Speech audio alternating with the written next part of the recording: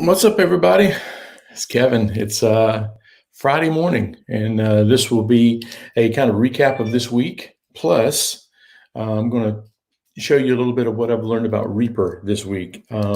So last week we started recording our worship services on the third batch of 12 songs. So we've got a ton of songs in the can right now, and the workflow has lately been, record in Reaper, export into Pro Tools, mix it in Pro Tools, export that into, WAV file, and then import that into Adobe Premiere for editing, syncing up to the video, editing a little bit of the video. And so I thought, I'm never going to learn this software and all it'll do until I just like dive in, like throw somebody into the deep end of the pool and they'll probably learn to swim, right? So I've been swimming this week in Reaper.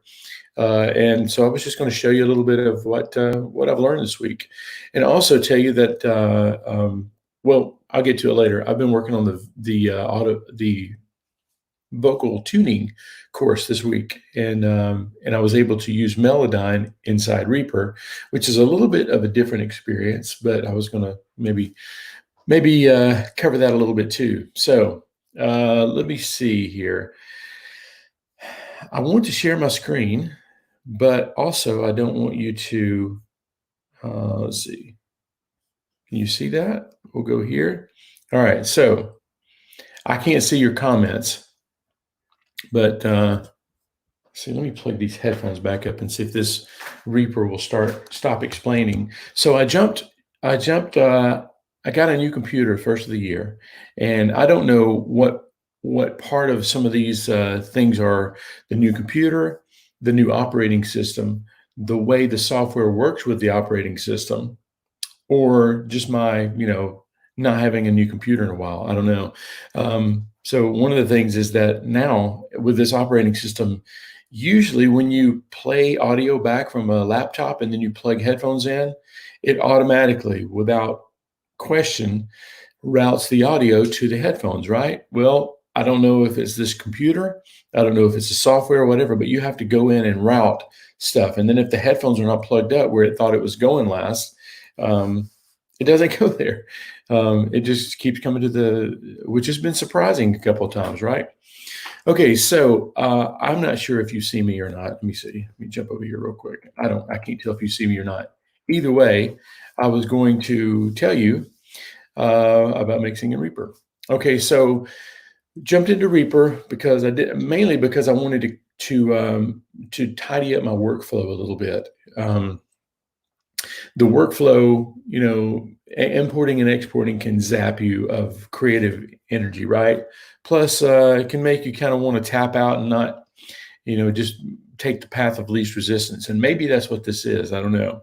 But I've enjoyed mixing in Reaper this week. There's been a lot of tripping over my own 2 feet, learning to dance with this new software. But one of the things that I'm noticing is right up here in the actions, there's a show actions list. And anything that you could possibly want to automate, or not automate, but create a shortcut for, is in this. And then if you wanted to collapse, you wanted to collapse something, collapse empty take lanes right there. So if I wanted to take this and I wanted to create a shortcut, I just hit add, and then I just type the shortcut. Okay, and then it tells me if it's, let me find something else here. Collapse empty take lanes. Well, anyway, so I just create a shortcut. Let's just say this. And I probably should have thought this out more. But anyway, all you have to do is find a set of shortcuts. Find a key combination that works for you, and then you can create shortcuts in here. And I've done that quite a bit with this. And I'm sure that I could probably go and download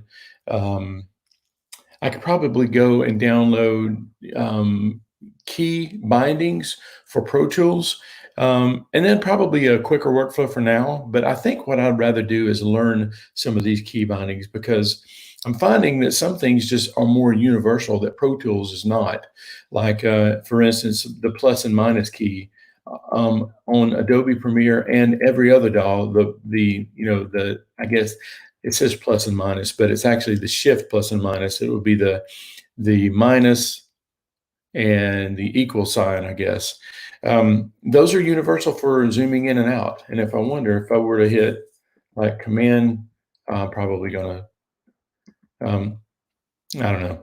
That didn't work. But anyway, I'm wanting to learn these key commands because I'm finding that with all the other DAWs besides Pro Tools, there are some standardized things, right? Like that. So key bindings, creating your own shortcuts. In Pro Tools, you actually have to go here to the Apple window and then System Preferences, and then you have to go to Keyboard, and then you go to Shortcuts, and then you go to App Shortcuts, and then you hit plus, and then you tell it that you want it to be Pro Tools, and then you can create a key binding here, the same way you did here. It's kind of baked into the Reaper. So that's really cool.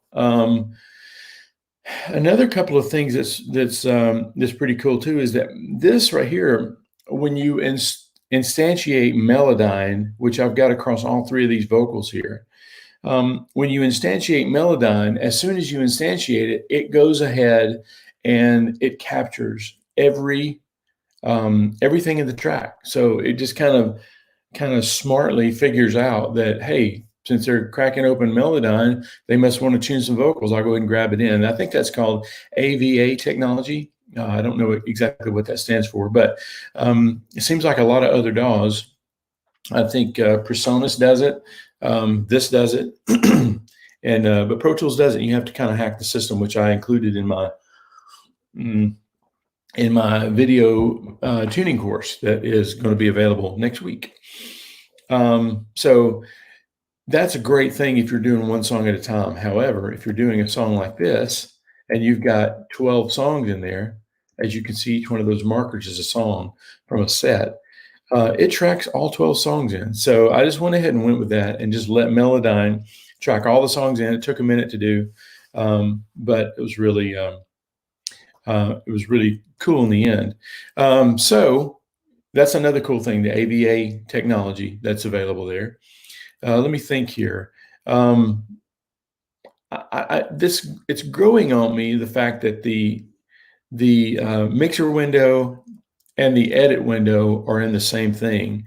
I tend to want to be like Pro Tools, where you have it on a different screen, which makes it a little bit more inconvenient when you're in tutorial videos. This is pretty cool. Another couple of cool things that I found that is available on a lot of DAWs is there's I always tell you to mix in mono. I mean that. I probably mixed 6 or 8 hours yesterday, and I'll bet you 4 or 5 of those hours were in mono. In Pro Tools, I have to go back. I have to go and install a plugin and then make that plugin be the mono plugin. I use S1 from Waves, and then I'll just slide the fader all the way to mono, and then I'll bypass it if I want to hear stereo, and I'll put it in if I want to hear mono. You don't have to do that on this one. You just hit mono, and that's where I leave a lot of stuff here. Really cool. Cool to have. I'm trying to think of another couple of things here. A couple of things that I'm having trouble with is figuring out these markers here. Like I've got the front of the song and the back of the song ready to print, which, by the way, you hit Option Command R, and this pulls up, and this gives you so many options to send out. You can even put it in a queue, and you can do it later. You can render all of your exports later, which is kind of cool. Another cool thing about this is that you can actually have several projects open at the same time. So if I wanted to strip all of these down and do a song per session, I can have all 3 of those sessions open. To my knowledge, I haven't tried it yet, but that's really cool. Some really cool stuff here. Now, again, I only have experience in Pro Tools. Digital Performer, which has been years ago. That's what I started off with. And then Mixbus. I think Mixbus still sounds better than any DAW I've ever heard. I mean, just right out of the box, you put stuff into it and it just sounds good. There's a knob for function. everything for it. So like if you want to EQ, you just grab EQ. You don't have to add an EQ and then or figure out which EQ you need to. You just go for it. Reaper, I'm finding the reason I went with Reaper, at least in this season, is we were having trouble with Pro Tools, allowing us to, at our price point where we were, which is paid for, to allow more than 32 tracks from our Dante network, which is at our church, which is what all of our stuff is coming, into. All the drums, all the guitars, all the vocal mics and everything's hooked through in the Dante network. So instead of having an interface, we'd have a Dante network, and we're able to pull that stuff off the network, where Pro Tools will only allow you to do 32 tracks. Well, you're thinking, well, okay, I can make 32 tracks work. It won't work because it will only allow you to do the first 32 tracks. You can't like take track 64 and move it to 32 and repatch it that way. It won't let you do it. So as much as I love to work in Pro Tools, and I love to work in Pro Tools just because I'm so familiar with it. I'm so familiar. I mean, I do things without even thinking about it.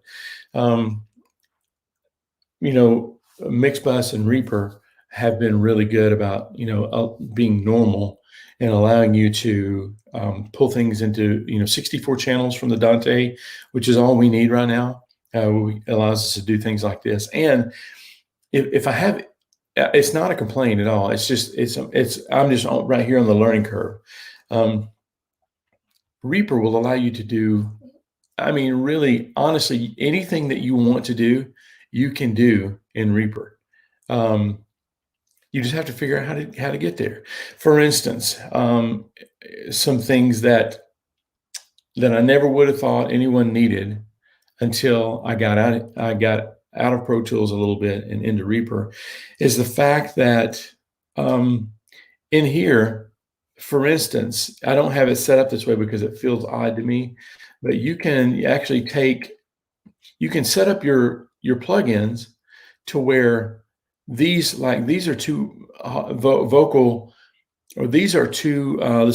3 rides where and you can combine these together. So once you do a couple of passes, you see every pass like it's a new take. But if you want to, you can go here, right click on it, and then you can glue these together. It combines it into one automation lane. Another problem that I had to begin with is that I had a preference set up. Oh, here's another one. This one, and this one, and this one. Right click, glue it together, and now it's all one big take, like Pro Tools does it, right? And also, you can take these and slide them around to where, like it's crazy. It's really cool. I shouldn't have jumped off there because I lost my train of thought. Who would have thought that you would need multiple lanes? Well, now that I see it and I can glue it together or bypass it if I need to, I'm thinking of ways that I could use that. Another couple of things that I have always been resistant to using automation when you absolutely didn't need to use automation. And I still feel that way, but there's a feature in here that's pretty interesting that says, hey, automation is going to be off until you automate something. And then it's only going to be on while that automation move is being played back. Every other time, it's going to be, free, which, for instance, if you had a master fade at the end of the session, like this one up here, there's a way to set it up to where, so let me open this lane up here. This is a little bit cumbersome, but I think I'll find a way around it. Like this. There is a way to only allow this to be your automation. In other words, it doesn't usually, when you write automation in Pro Tools, it writes it all the way back to here, which means you can't really move the fader unless you automate the move of that fader from then on. Otherwise, it just jumps, or you automate that move. Well, that's a little tedious now that I think about it. This will allow me to mess with the master and only keep the master fade. Again, don't have this down in my workflow yet, but I thought it was really interesting that that's available. Another, I don't know if it's cool or not. It's just an observation here. This here, when you slide this over, if I wanted, let me make sure this is saved first. This may take a minute to save because this is a huge, huge file. Plus, I'm also running Adobe Premiere in the background, plus Melodyne. So I'm really happy with this computer right now. So as soon as this saves, I'll show you what Reaper does that I haven't seen anybody else do, which struck me as a little weird to begin with, but you can play multiple tracks from the same track.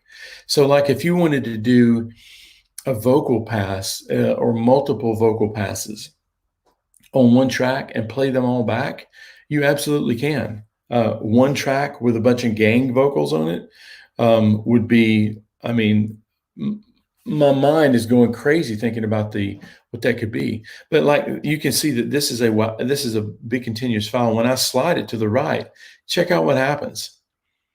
It becomes another lane that this plays and this plays. So you can like craft your crossfades. That's pretty remarkable, I think. So many things in here that, oh, here's another thing. Let me see if I can pull up like the menu. So you can create your own toolbars. And I've had a lot of fun doing this.